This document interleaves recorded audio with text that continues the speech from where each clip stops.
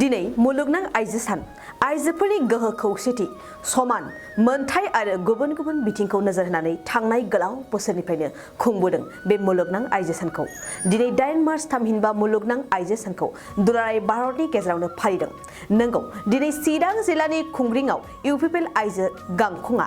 गाजा गोमजायै फालिदों मुलुगनां आइजो सानखौ फालिदों खुंग्रिंनि फरायसालिनि गेलेग्रा फोथाराव खुंनाय मुलुगनां आइजो साननि हाबाफारियाव ओनसोलनि गोबां आइजोफोरा बाहागो लादों दिनै फुंनि समनिफ्रायनो जागायजेननाय बे साननि हाबाफारि बायदियै फिरफिला बिरहोनाय मुंख्लंफोरनि मुसुखायाव बिबार बावनाय बिफां गायनाय आरो गोजोन खौसेथिनि थाखाय गुफुर फारौ बिरहोनाय जायो मुलुगनां आइजो सान फालिनाय बे मेहेरगोनां हाबाफारियावनो UPL आइजो गांखंनि आफादगिरि प्रतिभा ब्रह्मजों लोगोसे आफादनि माखासे आइजो बिबानगिरिफोराबो बाहागो लादों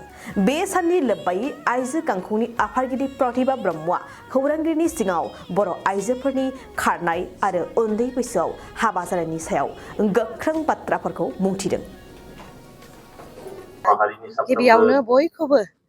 दिनैहाय 8 मार्चआवहाय सारा मुलुगावनो बयबो आइजो माहारि बा जाय जेन्डार इकुवेलिटिखौ जायो मान होयो सन्मान होयो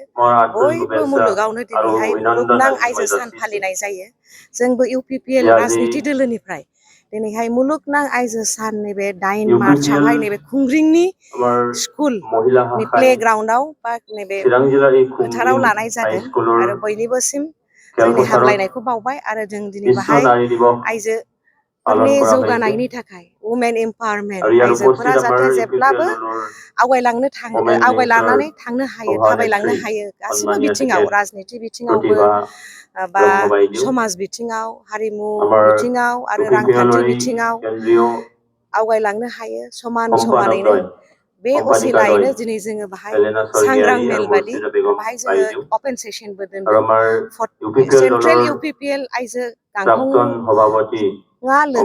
माने चिरां जिल्ला आरो बिजनि जिल्ला UPL जों लोगो लानानै नैबे खुंग्रिंनि नैबे फोथाराव लानाय जादों दिनै मुलुगनां आइजो सानखौ दिनै जोङो बाहाय माखासे गेम्स एन्ड स्पर्ट्स दोनदों आरो बाहाय जोङो हारिमु बिथिङाव जोङो कम्पिटिसन दोनदों आरो जोंनि मेन टीमानो जाहैबाय एमब्रेसिं इकुवेलिटि जोङो बयबो समान जोंहा संबिजिराव समान मोनथाय दङ गतिके जाहाथे जोङो समानथायखौ बोजबनानै लानि होननानै एमब्रेसिं इकुवेलिटिनि टीमखौ जोङो लादों जोङो बयबो मिथिगौ आइजोआनो समाजनि सिनस्रि जायो आरो नंखायनो फै जों बयबो समाज नाङैनो जोंनि सिनस्रिखौ गोख्रों खालामनि जाहाथे समाजा सारिय' बिथिं आवगायलांनो हायो जोंनि आइजोफोरनि शिक्षा दिक्षाया मोजां जानांगोन आइजोफोरनि साइस्थ' बा वेलफेयार स्किम्सफ्रा मोजां जानांगोन आइजोफ्रा इक'नमिकेलि इम्पावार्ड जानांगोन आरो दिनैहाय बिनि थाखायनो जों नैबे खुंग्रिं VCDC सिङाव थानाय नैबे ओनसोलाव जोङो जोबोद आइजोफोरखौ आलाय-आथानि जानायनि जोंहा गोबां भिक्टिमाइजेसन जानायनि जोंनियाव नुनो मोनदों जोङो बाहाय जाहाथे जोङो नैबे ओनसोलावनो फैनानै जोङो UPL राजनिथि दोलोनिफ्राय मोनसे मोजां गोख्रों टीम बानायनानै नैबे जोंनि आइजोफोरनि जेंनाखौ जाहाथे जोङो सुस्रांनो हायो बिनि थाखाय जोङो आखायाव खामानि मावनो लादों जोङो माने मादार्स क्लाब दिनैहाय बाहाय जोंनि मानगोनां BTRनि चिफ प्रमद बर' सारा बेखौ लन्च खालामगोन आरो जोङो बाहाय दिनैहाय मोनसे मोजां सिनेमा सोरांनि लामा बेखौबो बाहाय दिनै रिलिज खालामनाय जागोन आरो जोङो बाहाय माखासे बुकलेटबो रिलिज खालामनाय जागोन आरो जाहाथे जोङो नैबे खुंग्रिं गामिखौ जोङो बहुद माने जारिमिन दङ बे गामियाहाय 1918आवनो जाजेननाय बे गामि थेवब्लाबो गोबां बिथिङाव जोंहा दाबो बिथिंहाय खामानि मावनांगौ दङ बे खामानिखौ जोङो UPL राजनिथि दोलोनिफ्राय मावनो होननानैनो जोङो नैबेहाय प्रग्रामखौ लानाय जादों आरो जाहाथे आइजोफ्रा बयबो मोजाङै समानै आवगायो डिजिटेलि दिनैहाय डिजिटेल जुग जाहाथे नैबे आरो दिनैहाय इउनाइटेड नेशन्स वुमेन आइजोफोरनि टीमानो जाहैबाय digital innovation and technology for gender equality जाहाथे जोङो बे इनोवेशन बे डिजिटेल जोंहा जे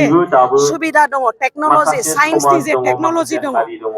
जोङो बेखौ जाहाथे आइजोफोरनो होनो हायो जोङो कोविडनि समाव नुनो मोनदों नैबे ओनसोलनानो अनलाइननि माखासे सुबिदा अनलाइन क्लासनि सुबिदा मोनैनि थाखाय मोजां सासे गथ'आ सुइसाइड जानायखौ जोङो नुदों आरो दिनैहाय गासिबो अनलाइनसो एप्लिकेशन खालामनांगौ जाहाथे जोङो बे डिजिटेल रिभलिउसनाव आइजोफोरखौबो बाहागो लानानै जोङो माने इकुवेलिटिखौ लाबोनो हायो बेनो जोंनि थांखि गोजोन्थों गय गायग्रा आबादारिफोरनि थाखाय मोनसे मोजां खौरां थापा नार्सारियाव मोननो हागोन जाखांफु लाइमोनफोरजों बानायजानाय हाजो आरो हायेनावबो गायजानाय अर्गेनिक गय फुलि थापा नार्सारियाव अर्गेनिक आदबजों बानायजानाय मोजाङैनो खिलिखांनाय गासै 20,000सो गेरेमसा गय फुलिफोर दं बारा नङा फांसेयाव 60 रां होनानैनो नोंथांमोना गय फुलिखौ बायना लांनो हागोन बुरजा लाङोब्ला खमायनायनि सुबिदाबो मोननो हागोन थापा नार्सारिनि गुबै थङा क'क्राझार सहरनि सानजा फारसे थानाय बावखुंग्रि हाजोजों नांजाबनाय हरिनागुरि गामि हाथाइनि साखाथियाव बे अर्गेनिक गय फुलिफोरखौ लांफैनोब्ला नोंथाङा 8011837272 नङाब्ला 9707460226 जानबुं अनजिमायाव थोंजोङै जगाजग खालामहरनो हागोन